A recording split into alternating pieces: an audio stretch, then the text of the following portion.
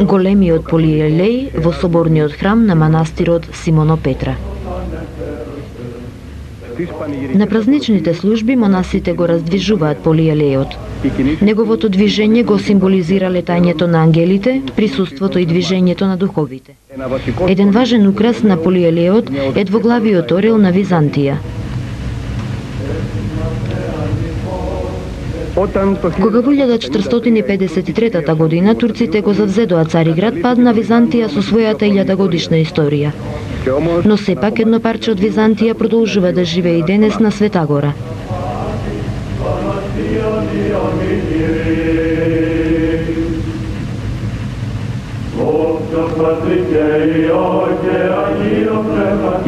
Грција, со мирното Егејско море и со 1000 острови под синото небо, нуди и денес можност за мирен сон и одмор во ладовина.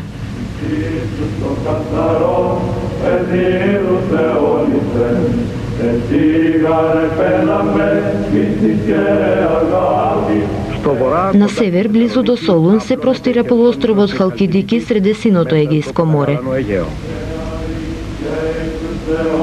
На источниот крак на Халкидики се наоѓа последната автономна монашка држава во нашиот свет, Света Гора, поточно Атос, чија престолнина е Кареја со 20 манастири, 12 скитови, стотици испосници, каде што денес живеат околу 1500 монаси од целиот православен свет.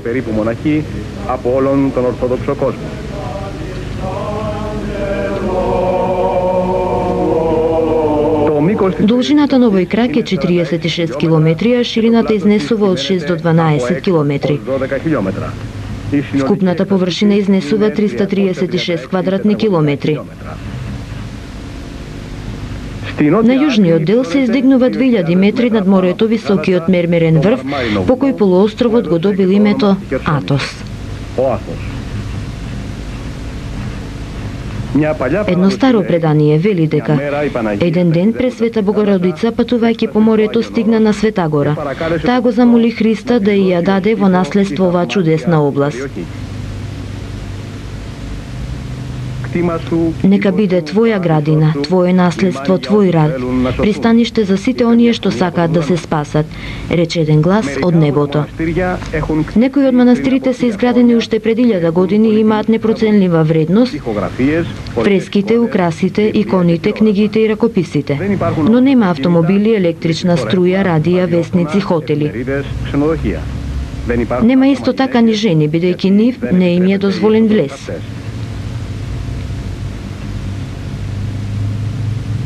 Календарот се разликува за 13 дена во обичаениот, а византискиот календар го мери времето на новиот ден од зајди сонцето.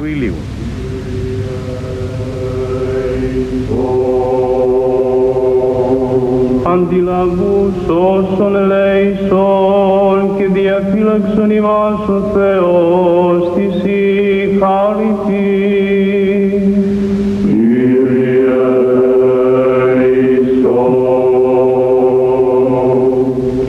Παναγίας αχράντου υπερευλογημένης εν δόξου δεσποίνης ημών Θεοτόκου και η Παρθένου Μαρίας με τα πάντων των Αγίων ημωνεύσαντες εαυτούς και αλλήλους. 5 часот наутро по нашиот часовник е 9 часот по византискиот.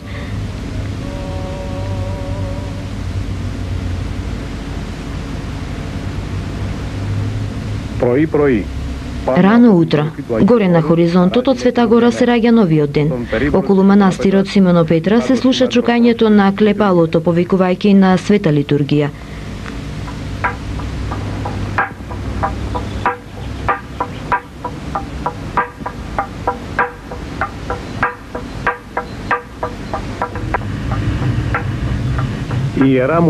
Светиот манастир Симоно Петра се наоѓа во западниот дел на Атос.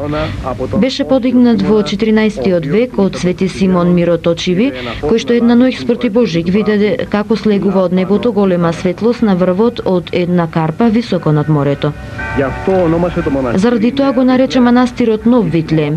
Симон Опетра изгоре се и се произгради 3 пати, последен пат пред околу 90 години. Во ова време во манастирот престојуваат 60 на монаси. Не се секогаш сите тука.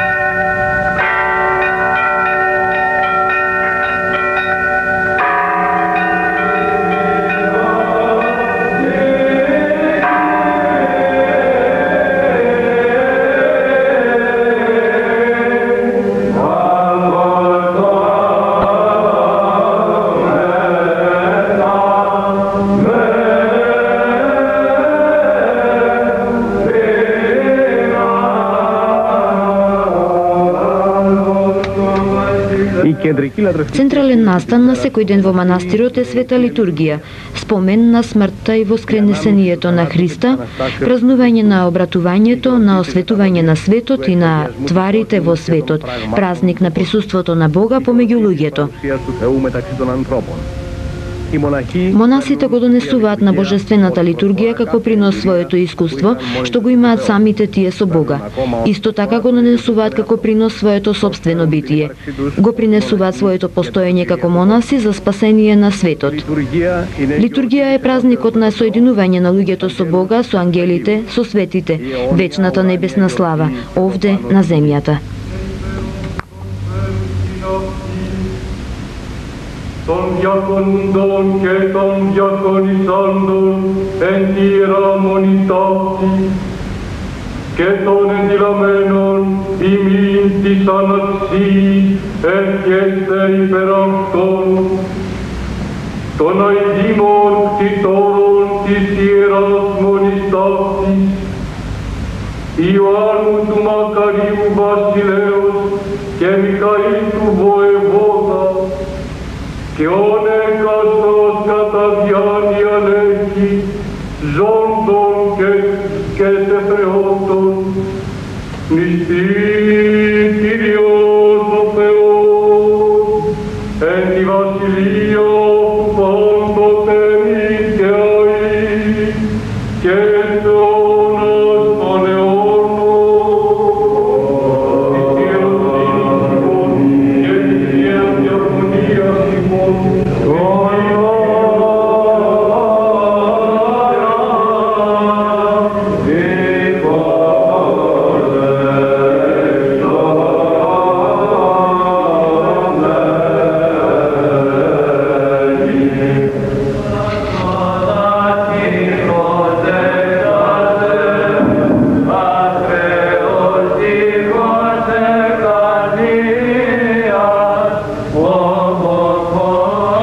Во сите манастири на Света Гора трпезаријата се наоѓа веднаш спроти храмот. Небесното и земното не се две разделени нешта, не се туги едно на друго, но се само просторно разделени. Едното се наоѓа во другото и за се што е потребно на земјата се грижи небесата. Благочестието на монасите го осветува секојдневието. Нивната заедничка трпеза е предјадење и веридба за вечноста, тоа се одраз на нивната соборност, овде и сега. Вака ќе биде и во домот на Отецот, вака ќе биде и во новиот и вечен Ерусалим. Таму каде што се собрани двајца или тројца во моето име, таму сум и јас помеѓу нив.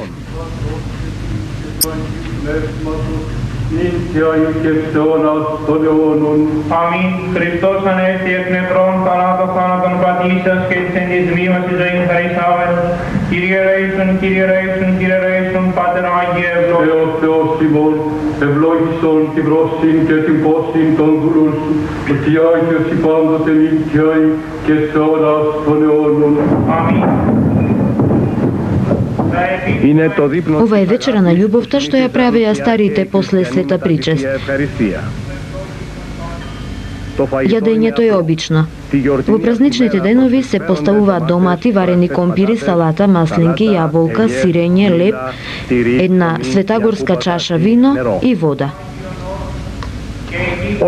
Кога седнуваш на трпеза полна со јадење, принеси го својот ум на смртта и на последниот суд и ќе го победиш лесно сластолюбието. Кога земаш нешто да се напиеш, сети се на горчливата жолчка и оцет што му ги принесе на Господа Бога. Ουδέ τα άκρα των αυτίων του, λέγον προς αυτούς, πως είναι άτοπον και άπρεπον και πηγαίνοντας στην σκήτην όπου λέγεται του Μαγουλά. Во манастирите нема појадок. Понеделник, среда и петок се денови на пост. Во овие дни монасите јадат само еднаш со вода варено јадење. Месо никогаш не се јаде. Риба ретко. Во текот на јадењето царува тишината. Се чита духовно четиво за да не прима само устата, туку и ушите. Храна за телото и душата.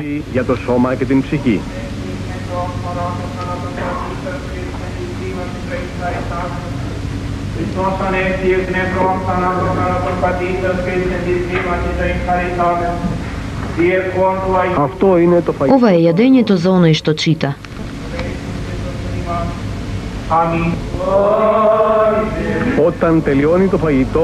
Кога завршува јадењето, се подигнува и благословува еден специјален леп од кој каснуваат сите монаси. Овој леп се вика Панагија Пресвета. Примањето на овој леп означува општење со Мајката Божја, означува олицетворение на скрушеноста и преданоста нивна со онаа на Бога кој стана човек. Мајката Божја има една посебна важност за атонскиот монах. Незиниот самодипронес е силата што ја имаат сите луѓе да му се отворат самите себеси на Христа, да го прифатат Христа, да го остават Христа да се овоплоти внатре во нив. Заради тоа однесувањето на светогорските монаси е мајчинско, една сила од нивните души. Можеби тоа е причина што довела да се забрани влезот на жените на Света Гора. Εκ των αυτού πλουσίων δωρεών τι αφουκάριτη και φιλανθρωπία, πάντοτε νυν και και σε όνας των αιώνων. Αμήν. Δόξα Σοι ο Θεός ημών, δόξα Σοι. Игуменот е монах кој е носител на манастирскиот живот. Се избира од сите монаси за да остане доживотно на своето место. Игуменот истовремено и духовен отец на кого сите му се безусловно послушни. Монахот нема никакви тајни пред игуменот. Преподобни Симеон Нови Богослов пишува: со својата потполна послушност на духовниот отец, монахот се ослободува од секаков притисок и од секаква неслобода и му ги доверува за секогаш своите грижи на духовниот отец.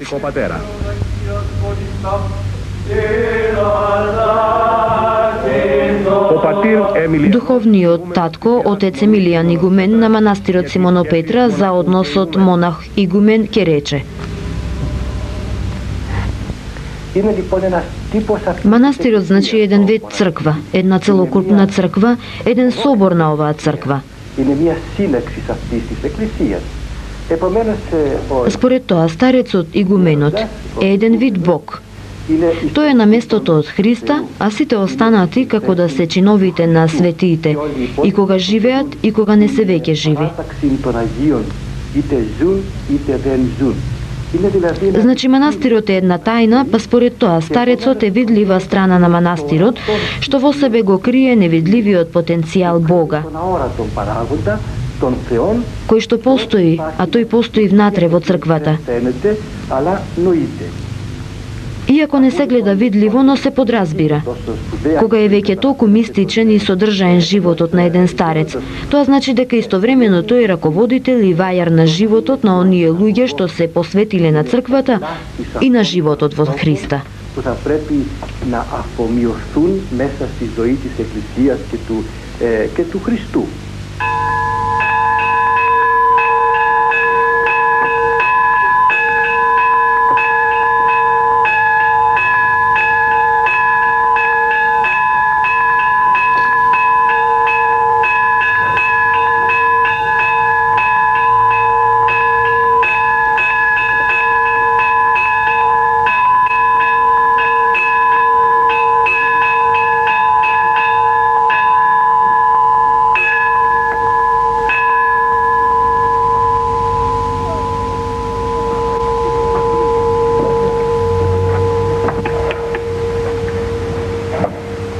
Ова е пештерата во која живееше ктиторот на Симоно Петра, преподобни Симеон. Монасите доаѓаат овде многу често за да се молат. Манастирите водат потекло од пустинските келии. И денес на Света Гора има многу монаси што живеат сами во пустините. Мнозина велат дека силата што Света Гора му ја допринесува на светото православие извира од нив. Кај нив доаѓаат за совет многу луѓе од целиот православен свет. Нивното влијание е многу силно внатре на Света Гора и многу чудесни настани се поврзани со нивните имиња. Свети Макари, велики монах од 4 век, пишува: името монах во неговото изворно потекло значи осамен, бидејќи живее далеку од жена и се откажува од светските наследи и внатрешни и надворешни. Надворешни, бидејќи се откажува од сите материјални блага на светот, и внатрешни, бидејќи ги оддалечува од себе си сите представи и мечти за светските твари.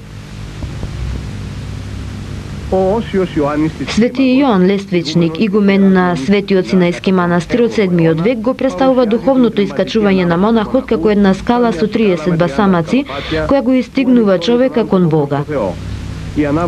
Искачувањето од Арсана, пристаништето на Симоно Петра, до самиот манастир, кој се наоѓа 333 метра високо горе, представува една чудесна аналогност.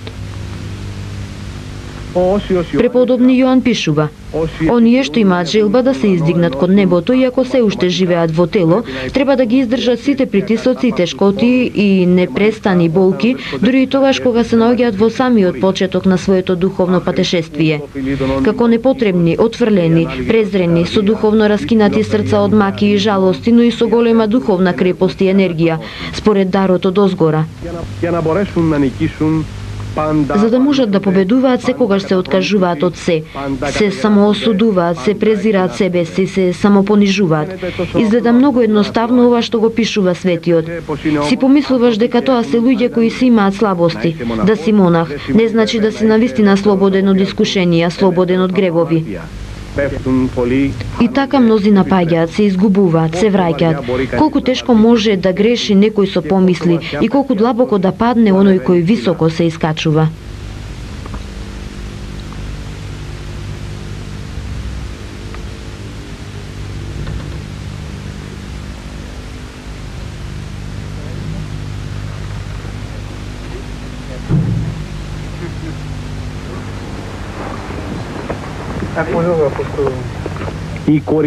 Врвот на Атос ја символизира последната цел на монашкиот живот. Долг е патот. Стрмнини, долови, непроодни шуми се наоѓаат пред тебе. Се трудиш, се напрегнуваш и често го губиш врвот од пред своите очи. Но овде не е целта да се стигне таму. Тоа што има суштествена важност е самото патешествие и начинот на кој се врши тоа и дека секој треба да знае дека целта всушност се наоѓа внатре во човекот, во неговото срце.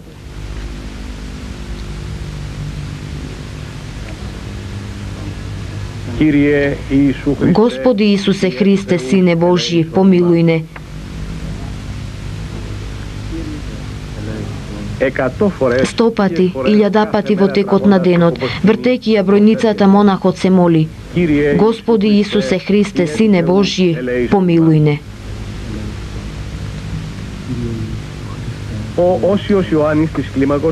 Преподобни Јован Лествичник пишува: не празнослови многу и не занимавај го умот со мисли и желби, но мисли на последниот суд Божји и на митарствата, и само така верниот ќе се спаси од духовните разбойници. Монахот, како што вели Свети Златоуст, е должен и кога јаде, и кога пие, и кога седи, и кога работи, и кога прави било што друго, да изговара непрестано: Господи Исусе Христе, Сине Божји, помилуј не. Молејќи се, монахот се доближува до Бога. Навистина, суштината на Бога е недостижна и несогледлива за човекот. Но во се што постои, во каменот, во водата, во растенијата, во светлината, во секое Божјо дело, секој може да го препознае Бога. И молитвеникот монах ги надминува чудесните творенија, ја бара пребелата Божја светлина на преображението, каде нема веќе знаење на соединување, каде што престанува личното его јас. каде што Бог станува човек, а човекот Бог, каде што Бог е се во сите и во се.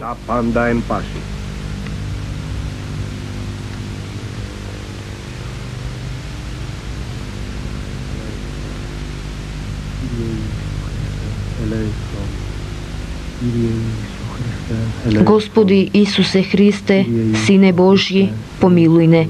Господи Исусе Христе, Сине Божји, помилуј не. Господи Исусе Христе, Сине Божји, помилуј не.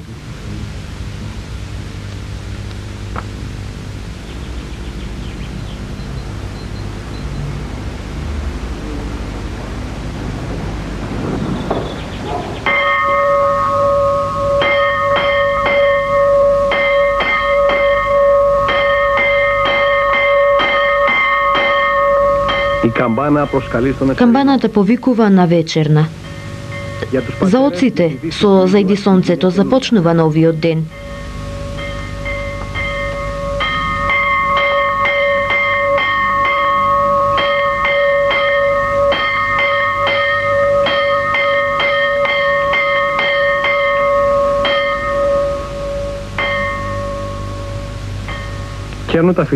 И додека растенијата, животните и луѓето во светот одат на спиење, монасите за тоа време од пристаништето на овој свет кон пространото море ги принесуваат своите прозби кон Бога.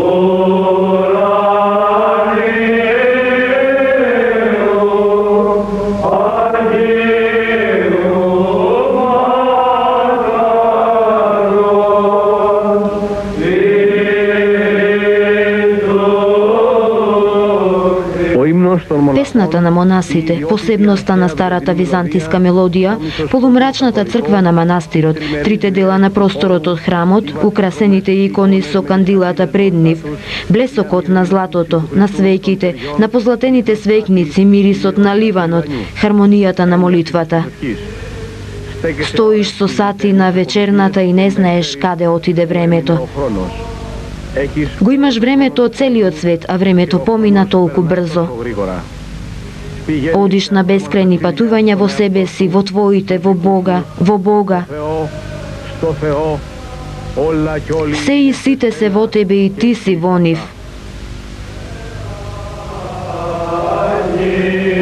Господи Исусе Христе, помилуј не.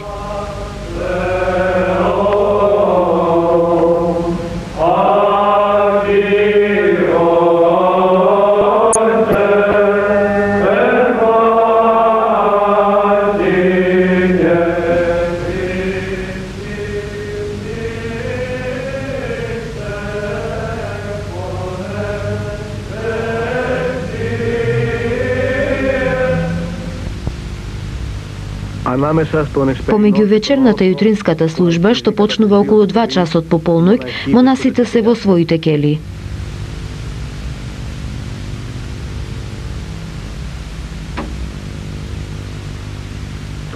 Мракот ја подпомага концентрацијата, молчењето, самотијата.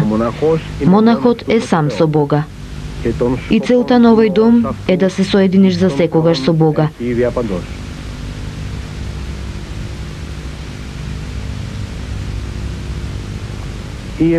Искуствата кај монахот во овие часови се неискажливи.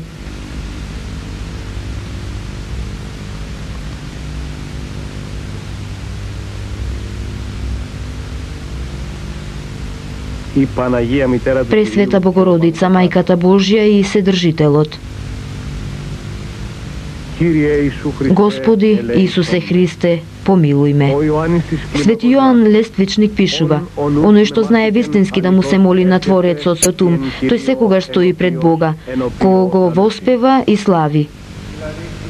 И бдението и молитвите на монахот завршуваат пак со заедничката молитва. Είναι εκεί στον φοβμένον αυτόν των σωτήριον αυτού, του κατασκηνώσε δόξαν εν τη γη ημών, έλεος και αλήθεια συνείδησαν. Се чита Псалом 84. Αλήθεια εκ της γης ανέτειλε και δικαιοσύνη εκ του ουρανού διέκυψε, και γάρο Κύριος δώσει Χριστότητα, και η γη ημών δώσει τον καρπόν αυτής, δικαιοσύνη ενώπιον αυτού προπορεύσεται, και θύσει εις οδόν τα διαβήματα αυτού. Δόξα Πατρί και Υιό και Αγίο Πνεύματι, και νυν και αεί και εις τους αιώνας των αιώνων. Αμήν. Αλληλούια, αλληλούια, αλληλούια, δόξα Συ ο Θεός. Αλληλούια, αλληλούια, αλληλούια, δόξα Συ ο Θεός. Αλληλούια, αλληλούια, αλληλούια, δόξα Συ ο Θεός. Η ελπίσιμον Κύριε, δόξα Συ.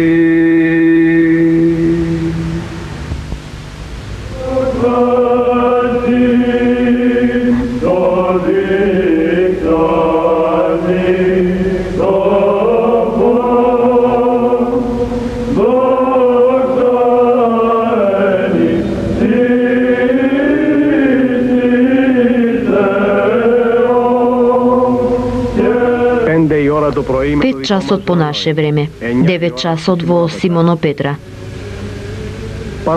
Горе над врвот на Атос се раѓа новиот ден, уште еден ден.